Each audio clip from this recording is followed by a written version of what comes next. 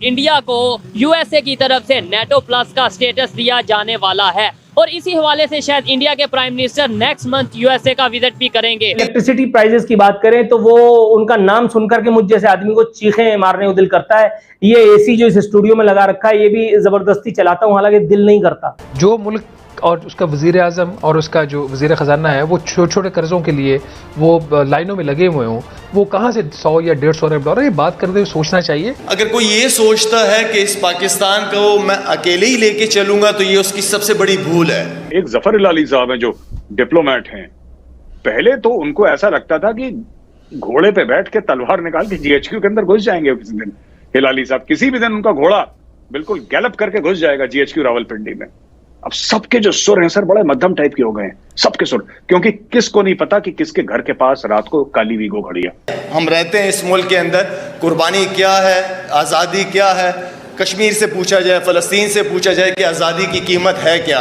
अच्छा, हमारी जो जीडीपी है, क्योंकि पहले ही आपने देखा होगा इस वक्त चाइना के ऊपर जो सैंक्शंस लगाई जा रही हैं उसका सबसे फायदा उठा रहे हैं भारत उठा रहा है। बिल्कुल। और चाइना जितना यूक्रेन को डराएगा उसका फायदा भी भारत उठाएगा। और इस वक्त वो कहते हैं ना कि this is the era for India. I tell you this, मेरी ख्वाहिश होती है कभी पाकिस्तान भी उस लेवल पे होता, कोई डिजिटल पाकिस्तान की बात करता। देखिए कैसा हो सर, हो सकता है कभी हो जाए फ्यूचर में, अगर कुछ थोड़ी बहुत अक्ल आ जाए इनको तो। लेकिन आरजू देखें, मैंने हमेशा ये कहता हूं कि जितना आपको भारत के साथ रिलेशनशिप ठीक करके डिफेंस का बजट कम करके तो वही आम पाकिस्तानी की तरक्की पे लगाना होगा, तब तक आप तरक्की नहीं कर सके। यही एक वजह है।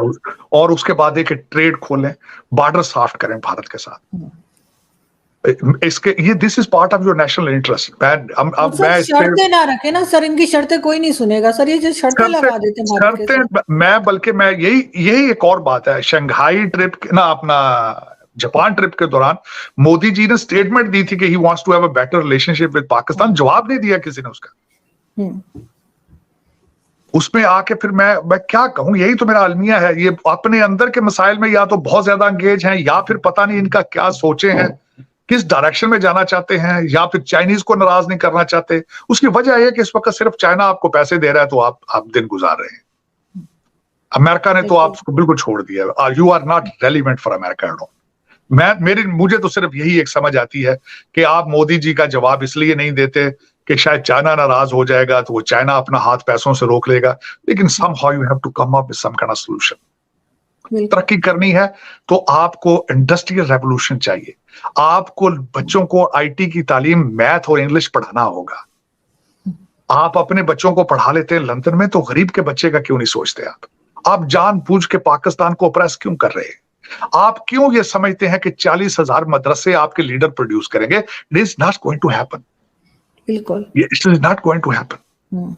आप ये खासकर अपने बच्चे लंदन अमेरिका में पढ़ाते हो, समझते हो तुम कि Pakistan, who cares about Pakistan. मैंने आपको कहा है ना कि आपकी रूलिंग एलीट जो है आरजू, चाहे वो किसी ब्लॉक से भी हो, किसी पार्टी की हो, किसी इंस्टीट्यूशन की हो, उनके दिल और दिमाग अमेरिका और लंदन में है।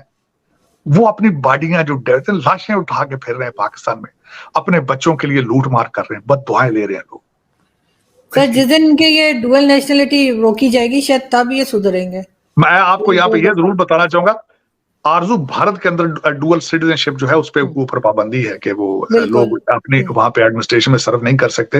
ये पाकिस्तान तो फिर ये ना कि ये मैंने आपको साले और बहनोई की गेम है, एक साला एक जगह एक दूसरे के साथ मिले हुए, चिट्ठा बैठा इनका मिला हुआ।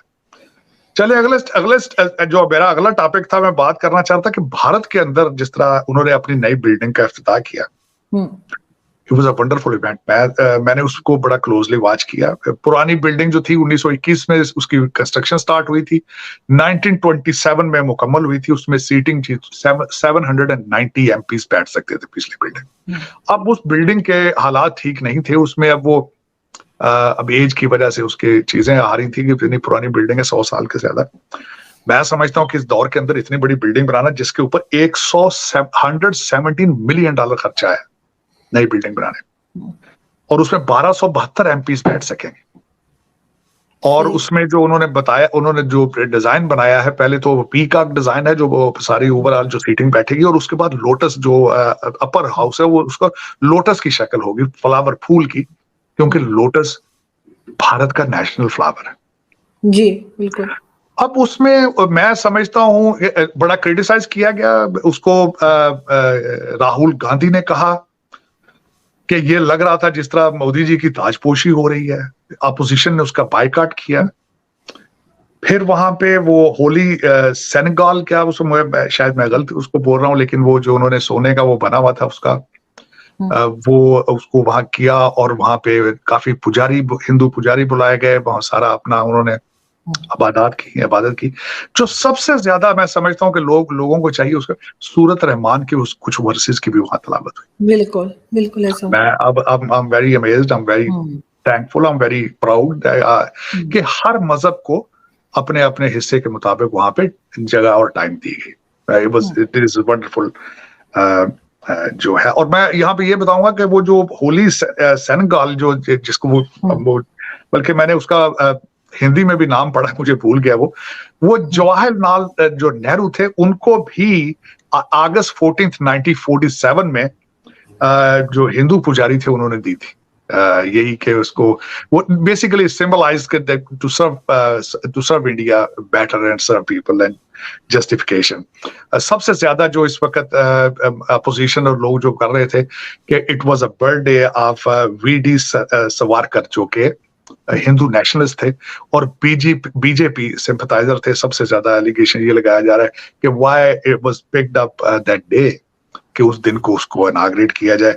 और फिर वो एक और इतराज ये करते हैं कि द्रौपदी मुर्मू जो कि सदर हैं भारत की, उनको क्यों नहीं कहा गया कि इसका इफ्तिताह किया जाए। That comes under her portfolio to have this ceremony, opening ceremony. लेकिन फिर वो जिस तरह बात होती है कि जब भी आप बात करते हैं हर एक को खुश तो नहीं कर सकते, लेकिन वंडरफुल, मैं समझता हूँ वंडरफुल इवेंट था हमारे लिए, मेरे लिए भी खासकर इसलिए था कि सब मजहबों को वहां पे उस पे ताकि किसी को इतराज ना रहे, और the whole world watched it. Modi ji का मैं एक खासकर लफ्ज इस्तेमाल करता हूँ जो मुझे बड़ा याद है, उन्होंने वो लेट के इबादत की। मैं अक्सर अपने दोस्तों को कहता हूँ दंडवत प्रणाम, मेरे दोस्त ने मुझे किसी याद से सिखाया था कि वो लेट के दंडवत प्रणाम करना किसी को, तो वो उसी तरह से उन्होंने वहां पे अपनी रिलीजियस सेरेमनी की। लेकिन it was a good gesture, it was, मैं समझता हूँ कि द मुसलमान, the Indian Muslims, they should be proud of it कि दे वर गिवन।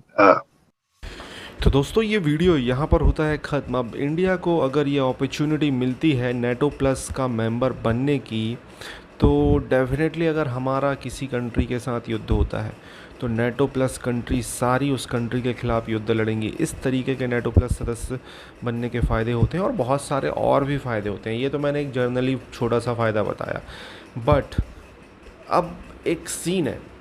नेटो बेसिकली माना जाता है यूएस का ग्रुप, और यूएस का ग्रुप है नेटो। तो नेटो प्लस का अगर आप सदस्य बनते हो तो आप डायरेक्टली, सीधी सी बात है, रशिया के ख़िलाफ़ हो जाओगे, रशिया के आप खिलाफ़ हो जाओगे। और भारत एक ऐसी कंट्री है जो रशिया का बहुत क्लोज़ अलाय रहा है जब से इंडिया, मतलब आज़ाद भारत का नक्शा आया है तब से। और अभी आपने देखा होगा कि अभी जब ये यूक्रेन वॉर हुआ तो रशिया के अलावा होने का हमें बहुत फ़ायदा हुआ। कैसे हुआ?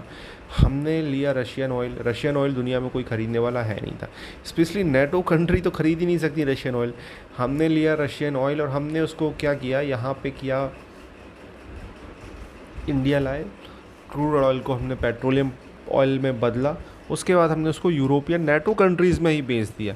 अब यूएस सोचे कि यार इंडिया का ऑयल इनडायरेक्टली रशिया का ऑयल है जो बेचा जा रहा है यूरोप में, तो इस तरीके की चीज़ें करके हमने रशिया से बहुत फ़ायदे उठाए। और रशिया, मतलब डेफिनेटली रशिया हमारा बहुत क्लोज अलाय है और बहुत खड़ा रहा है साथ। तो रशिया का मुझे नहीं लगता कि भारत इतनी आसानी से रशिया का साथ छोड़ देगा नेटो प्लस सदस्य बनने के लिए। तो नेटो प्लस सदस्य भारत शायद ना बने, और इन फ्यूचर इस पर मैं वेट कर रहा हूँ मेजर गौरव आर्या के वीडियो का। मेजर गौरव आर्य का जो वीडियो रहेगा उसमें वो क्लियर करेंगे, क्योंकि वो बहुत परफेक्ट डिफेंस एनालिस्ट हैं और इन चीज़ों को लेकर वो काफ़ी ज़्यादा रिसर्च करके आएंगे। तो उनके वीडियो का वेट कर रहा हूँ। आपको क्या कहना है इस टॉपिक के बारे में, कमेंट में अपनी राय